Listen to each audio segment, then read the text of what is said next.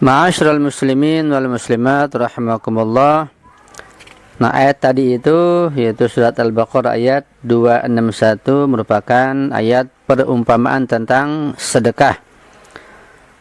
Perumpamaan ini tentang bagaimana sebutir jagung misalnya tumbuh dan menghasilkan peningkatan yang berlipat-lipat ya menjadi ratusan butir.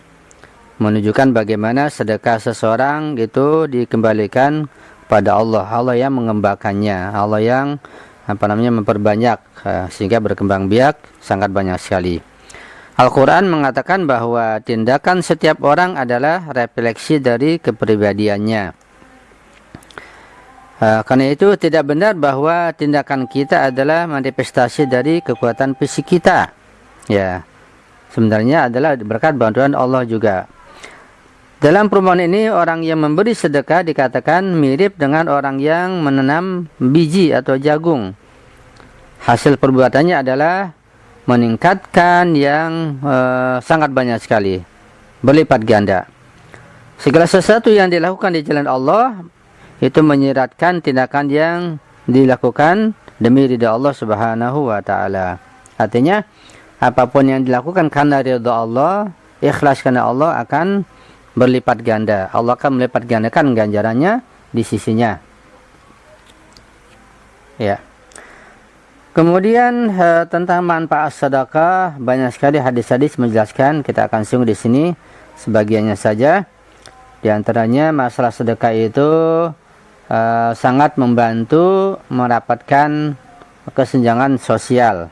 Ya, artinya sedekah itu sangat membantu untuk menyelesaikan masalah kelas sosial. Kesenjangan di antara berbagai kelas sosial itu selalu menjadi salah satu masalah yang utama yang dihadapi oleh manusia. Jadi di seluruh dunia, di negara manapun, masyarakat manapun, namanya kesenjangan sosial itu selalu ada di mana-mana. Dan saat ini bahkan lebih buruk daripada masa-masa yang lampau. Meskipun telah ada kemajuan teknologi yang luar biasa. Saat ini ada sebagian orang yang sangat kaya dan sebagian besar lainnya banyak yang sangat miskin. Ini kesenjangan sosial. Jadi jurang pemisah yang begitu jauh antara orang kaya dengan orang-orang yang miskin. Jelaslah bahwa sebuah masyarakat di mana sebagian besar rakyat lapar dan miskin dan ada sebagian yang lainnya sangat kaya. Tidak bisa kita pungkiri hal ini, ya. Juga tidak diragukan lagi akan terjadi tekanan ketika itu terjadi. Kesenjangan melahirkan adanya tekanan, adanya permusuhan, atau bahkan terjadi peperangan di masyarakat seperti itu. Akibat kesenjangan yang sangat nampak. Pemeriksaan atau penelitian, pengkajian yang sesama tentang ayat Al-Quran, ya, tentang masalah ini jelas akan menunjukkan bahwa Islam bertujuan untuk menghilangkan perbedaan sosial yang tidak adil antara si kaya dan si miskin. Di adanya perintah sedekah ini di antara hikmahnya sangat jelas, yaitu untuk menghilangkan kesenjangan sosial di masyarakat. Yaitu di antara manfaat atau hikmah atau falsafah sedekah, termasuk zakat, termasuk juga khumus, seperti itu. Dan hal ini bertujuan untuk membangun sarana tertentu di mana standar hidup masyarakat miskin dapat terangkat ke titik di mana mereka setidaknya dapat memperoleh keuntungan dari kebutuhan hidup minimum. Ya, dengan sedekah paling tidak ya derajat sosial masyarakat yang miskin itu akan terangkat, ya, ke batas minimal, jangan sampai kelaparan misalnya sehingga timbul keributan, pencurian dan lain sebagainya. Untuk mencapai tujuan ini, Islam benar-benar melarang adanya riba. Karena riba bisa mengecat orang yang fakir, yang miskin, membuat orang kaya makin kaya, tidak seimbang. Artinya riba itu membuat kesenjangan sosial semakin parah. Dan itu riba diharamkan. Karena itu riba harus diperangi. Islam juga menetapkan adanya pajak wajib tertentu. Seperti apa pajak wajib? Yaitu seperti zakat, adanya khumus, yaitu 1/5, dan lain sebagainya. Bahkan Islam juga mendorong berbagai bentuk sedekah secara sukarela untuk membantu mencapai tujuan ini, yaitu tujuan menghilangkan kesenjangan sosial di berbagai masyarakat. Ya, jadi jelas di antara hikmah dan manfaat atau falsafah sedekah termasuk zakat dan khumus adalah untuk menyingkirkan atau mensirnakan kesenjangan di masyarakat. Karena ketika ada senjangan akan timbul permusuhan, hasud, dengki, perpecahan, sampai timbul perampokan, saling bunuh-membunuh, bahkan sampai terjadi peperangan. Itu akibat kesenjangan sosial. Nah, Al-Quran menunjukkan dengan jelas berbagai hasil sedekah dengan menggunakan berbagai contoh dan menggambarkan perumpamaan di dalam Al-Quran tersebut. Ya. Misalnya dalam ayat di dalam surat Al-Baqarah ayat 264 Allah berfirman, A'udzubillahi minasyaitonir rajim. Ya ayyuhalladzina amanu la tubtilu sadaqatikum bil manni wal adha kalladzi yunfiqu ma lahu ria'an nas wa la yu'minu billahi wal yawmil akhir. Famathaluhu kamathali safwanin 'alaihi turabun fa'asabahu wabilun fatarakahu salda la yaqdiruna ala syai'in mimma kasabu wallahu la yahdil qaumal kafirin. Artinya, wahai orang yang beriman, janganlah engkau menghilangkan pahala sedekahmu dengan menyebut-nyebutnya, dengan mengungkit-ungkit sedekah itu, menunjukkan ketidakrelaanmu, dan hal itu menyakiti perasaan si penerimanya. Dan hal itu seperti orang yang menafkahkan hartanya karena ria, karena pamer kepada manusia, dan ia tidak beriman kepada Allah dan pada hari kiamat. Maka perumpamaan orang itu seperti batu licin yang di atasnya ada tanah atau ada debu. Kemudian batu itu ditimpa hujan lebat, lalu menjadilah dia bersih, yaitu tidak bertanah sama sekali.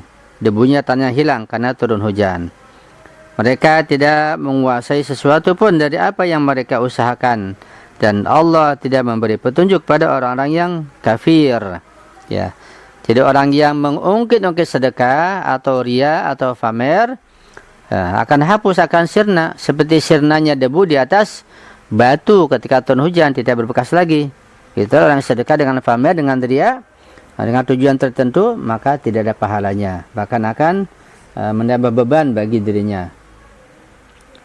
Ya, kita perhatikan bahwa sebuah batu besar yang ditutupi oleh lapisan debu yang tipis, jika bibit tersebut ditanam di debu atau di atas batu, di atas tanah yang dikit itu, dengan cuaca yang baik dan sinar matahari yang cukup, dan kemudian turun hujan deras, benih tersebut akan hanyut bersamaan dengan debu tadi. Batu itu begitu keras sehingga bibit itu tidak bisa tumbuh di atasnya, dan permukaan keras batu tandus tersebut akan tampak lagi. Ya, jadi orang yang sedekah dengan menyebut-nyebut, dengan pamer, seperti dia menanam sesuatu di atas batu yang ada tanah sedikit.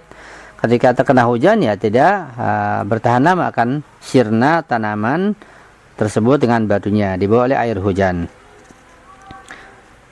Hal ini bukan disebabkan sinar matahari atau iklim cuaca atau hujan yang memiliki efek buruk.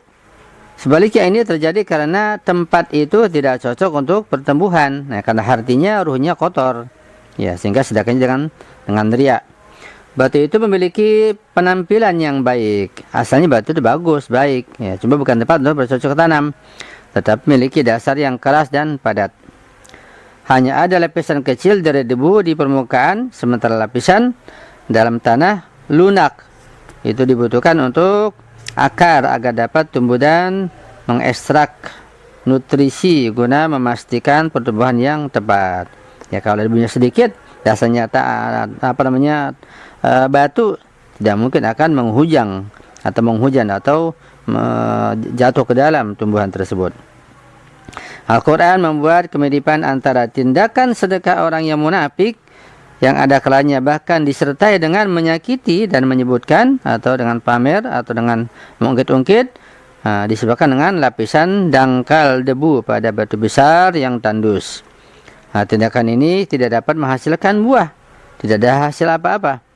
Perbuatan ini hanya akan menghasilkan upaya yang sia-sia, capek belaka, hanya ada kelelahan dan keletihan, tidak ada hasilnya. Itulah sebabnya Imam Ali Zainal Abidin alaihissalam mengatakan, terakhir engkau tidak harus mengingatkan orang lain atas kebaikanmu, karena engkau berbuat demi untuk dirimu sendiri. Artinya ketika sedekah tujuannya untuk diri sendiri, nggak perlu mengingatkan orang lain. Itu jangan mengundang orang untuk dipamerkan, untuk diumumkan, untuk disaksikan. Ya.